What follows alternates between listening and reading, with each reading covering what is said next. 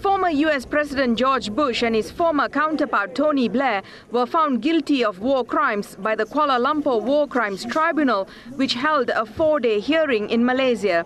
The 5-panel tribunal unanimously decided that Bush and Blair committed genocide and crimes against peace and humanity when they invaded Iraq in 2003 in blatant violation of international law.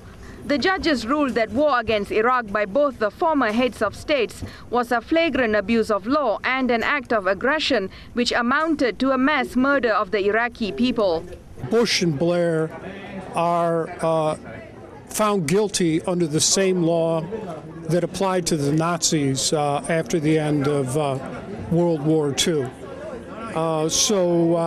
They are international criminals, guilty of Nuremberg crimes against peace, and they should be prosecuted by any state in the world that gets a hold of them.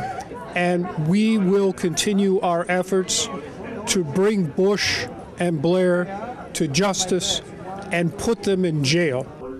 In their verdict, the judges said that the United States, under the leadership of Bush, forged documents to claim that Iraq had weapons of mass destruction.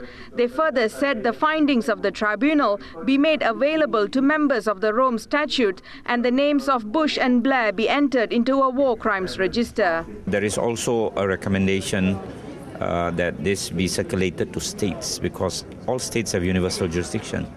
And therefore, whenever Bush or Blair appear within their shores, there is an obligation under international law to commit these criminals, international war criminals, through the justice system.